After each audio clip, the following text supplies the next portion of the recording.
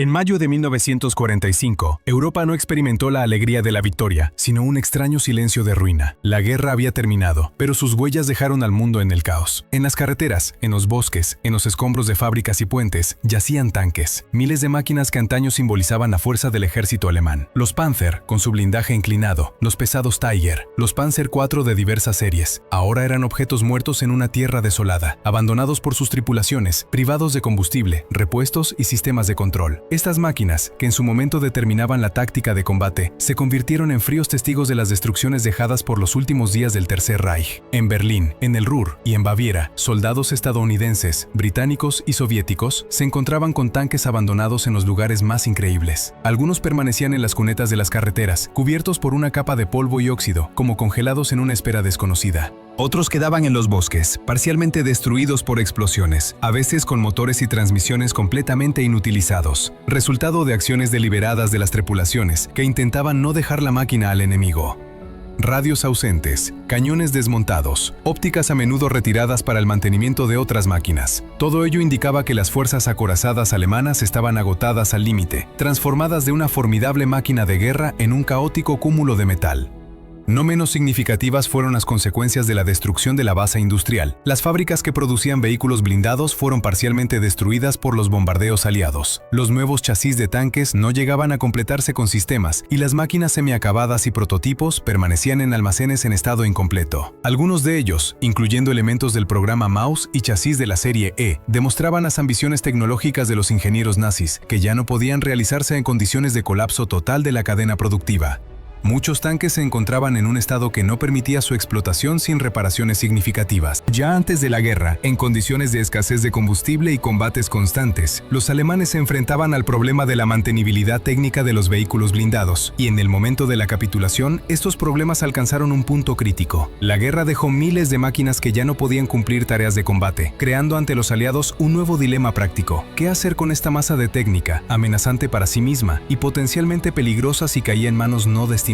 En el fondo de un paisaje destruido y una infraestructura arrasada, los tanques alemanes se convertían en objetos de observación y análisis. Las fuerzas aliadas comprendían que cada una de estas máquinas contenía información única sobre la táctica, las soluciones ingenieriles y las cualidades de combate del ejército alemán. Pero para ello era necesario organizar un trabajo sistemático de seguridad, catalogación y evaluación de la técnica, comenzando por los almacenes y depósitos más grandes, donde la concentración de vehículos blindados era mayor. Inmediatamente después de la capitulación, los aliados procedieron a asegurar el control sistemático sobre los vehículos blindados alemanes. Cada Panther, Tiger o Panzer IV abandonado se convertía en objeto de inspección atenta y registro. En la zona estadounidense, las unidades técnicas se ocupaban de la catalogación de tanques en objetos como Oberursel, Geildorf y almacenes militares cercanos. Soldados con libretas y herramientas fotografiaban chasis, fijaban números de serie, el estado de motores, transmisiones y armamento. En la zona británica, las acciones se desarrollaban en Hillersleben y Senelaga, donde las unidades REME evaluaban la capacidad de combate de la técnica y recolectaban datos sobre la construcción, el armamento y las soluciones ingenieriles aplicadas en las máquinas alemanas. Las brigadas soviéticas de trofeos, abarcando Silesia, Berlín y Prusia Oriental, se concentraban en la recolección del máximo número posible de máquinas para su posterior análisis y uso en fines educativos. El estado de la técnica era extremadamente diverso. Algunas máquinas conservaban chasis prácticamente intactos,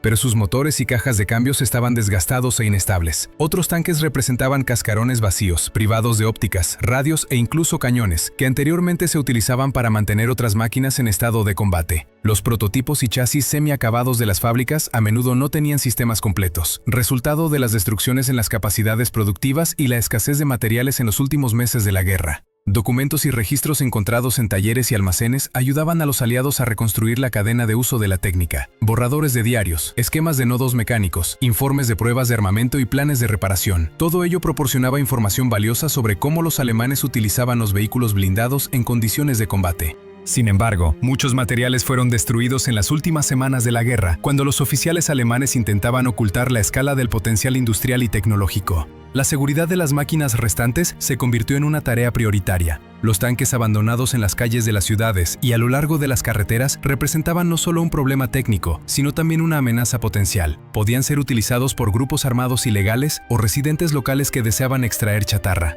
Los aliados desarrollaron procedimientos estrictos. Cada máquina se registraba, el territorio territorio circundante se inspeccionaba y los tanques dañados o inaptos para el movimiento se bloqueaban. En el centro de atención también se encontraban objetos de investigación y experimentales, como Kummersdorf, Hillesleben y Haustenbeck. Aquí se almacenaban chasis del programa Maus, chasis experimentales de la serie E, Jack Tiger dañados y Panther en espera de reparación. Cada hallazgo de este tipo era una fuente de información sobre el pensamiento ingenieril de la Alemania nazi en los últimos años de la guerra. Los aliados comprendían que el estudio de estas máquinas permitiría identificar no solo las fortalezas de la técnica alemana, sino también sus errores constructivos, que se podían utilizar para perfeccionar sus propios vehículos blindados.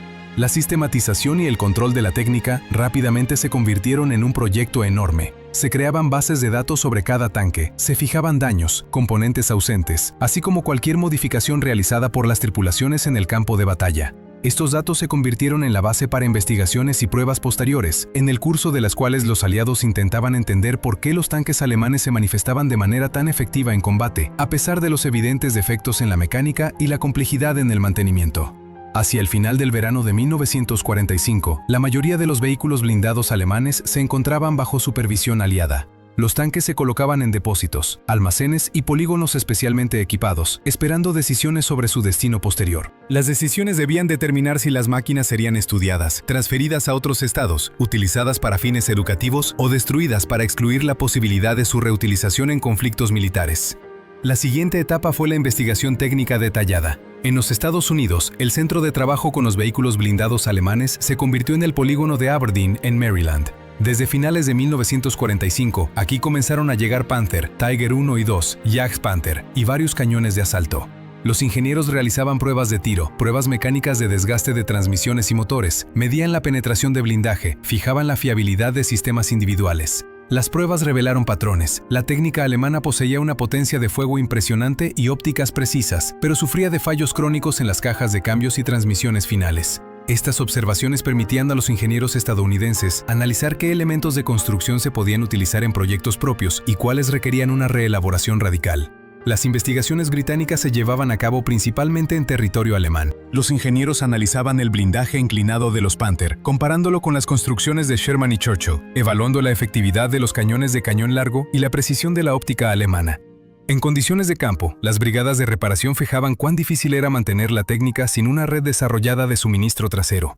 Los resultados de estas investigaciones no llevaron a la producción directa de tanques según planos alemanes, pero influyeron significativamente en los conceptos británicos tempranos de construcción de tanques y táctica de combate. El enfoque soviético se distinguía por la escala y la cantidad de técnica recolectada. Las brigadas de trofeo se concentraban en Panzer IV, Panther y Stug, que se utilizaban para el entrenamiento de tripulaciones y pruebas de capacidades de combate.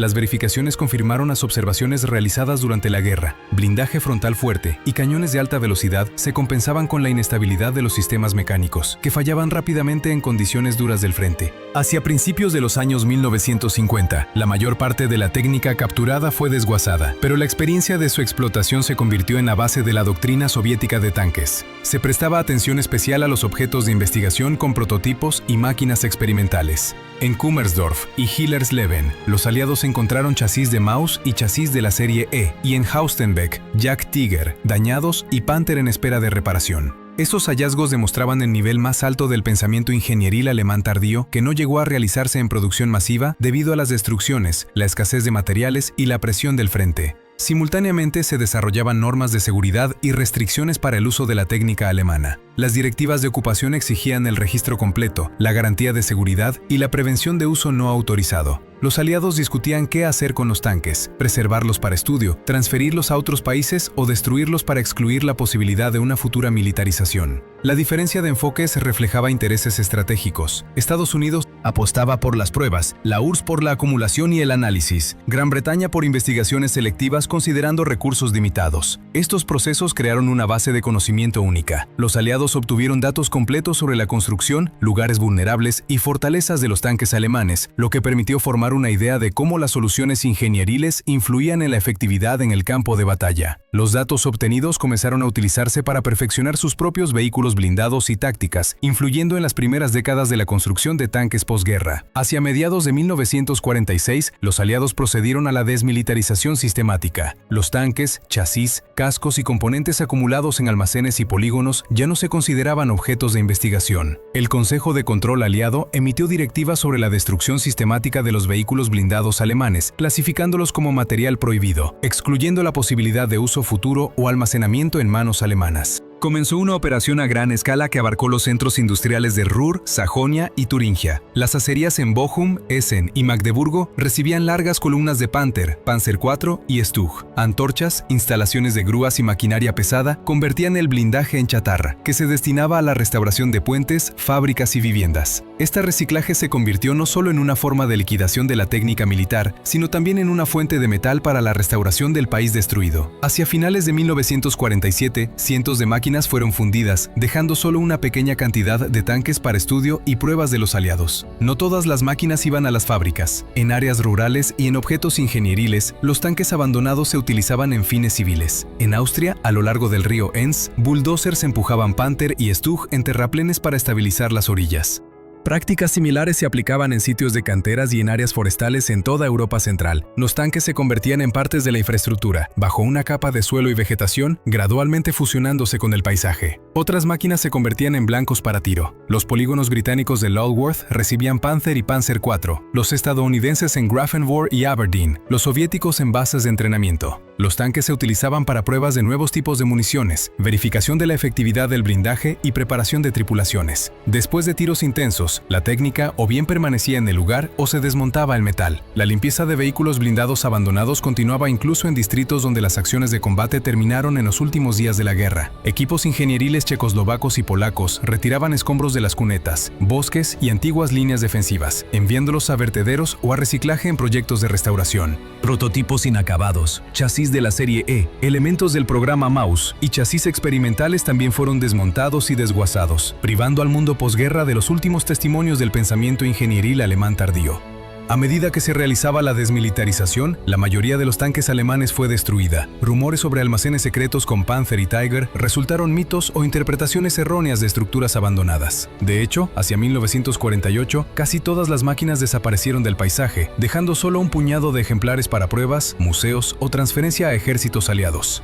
Esta operación de destrucción creó un contexto histórico único. Uno de los flotas de tanques más poderosas de Europa fue completamente desmontado, fundido e integrado en la infraestructura posguerra, dejando tras de sí solo documentos, fotografías y muestras individuales preservadas. Aunque la mayor parte de los tanques alemanes fue destruida o reciclada, una parte de las máquinas obtuvo una segunda vida en ejércitos extranjeros. Francia se convirtió en uno de los primeros usuarios. Los Panzer recolectados del suroeste de Alemania fueron incorporados al 530º Regimiento de Tanques de Combate. Las tripulaciones notaban la alta potencia de fuego y la precisión de la óptica alemana, que superaban muchos análogos aliados de ese periodo. Sin embargo, reservas limitadas de repuestos y transmisiones desgastadas llevaban a averías constantes. Hacia 1951, todos los Panzer fueron retirados del servicio, pero su explotación dejó una huella significativa en la formación de la doctrina blindada francesa, influyendo en el enfoque de la organización de unidades de combate y la preparación de tripulaciones. Checoslovaquia utilizó desarrollos alemanes para la producción de Hetzer en base al chasis Panzer 38T, parte de los cuales fue vendida a Suiza. La simplicidad de los mecanismos y motores confiables los hicieron demandados para países con recursos limitados. Panzer IV y Stug continuaron utilizándose en el ejército checoslovaco hasta la transición gradual a máquinas soviéticas. Estados de Europa Oriental como Rumania, Bulgaria y Yugoslavia recibieron técnica alemana a través de trofeos militares o redistribución de los aliados. Sin embargo, hacia mediados de los años 1950, pasaron completamente a T-34 y otros modelos soviéticos. España también utilizó tanques alemanes. Panzer IV y Stug, suministrados por Alemania en 1943, permanecieron como base de las fuerzas blindadas hasta mediados de los años 1950. Con el tiempo, el mantenimiento se volvió dificultoso, y en 1967, las máquinas restantes fueron vendidas a Siria. Los Panzer IV sirios se utilizaban en posiciones avanzadas hasta los años 1970, convirtiéndose en uno de los últimos tanques alemanes en servicio. Estos casos demuestran la difusión global de la armadura restante y su influencia en la etapa temprana de la Guerra Fría, cuando los estados buscaban equipo accesible y listo para rellenar brechas en sus ejércitos. Toda la experiencia posguerra mostró que la técnica alemana era excepcionalmente exigente en mantenimiento. Los repuestos se fabricaban en el lugar o se combinaban de varias máquinas, y la ausencia de manuales y documentación complicaba la capacitación de tripulaciones. A pesar de estas dificultades, los tanques alemanes ejercieron una influencia notable en la doctrina posguerra, estimulando el uso de blindaje inclinado y ópticas precisas, así como enfatizando la importancia de la fiabilidad y la simplicidad de la construcción. Hacia mediados de los años 1950, la mayoría de los países renunciaron completamente a la técnica alemana, pasando a armamento estandarizado suministrado por Estados Unidos o la URSS. Algunos ejemplares se preservaron en museos: el Museo de Tanques en Bovington, el Museo de Blindados en Saumur y el Museo de Tanques en Kubinka aseguraron la preservación de máquinas clave para generaciones futuras.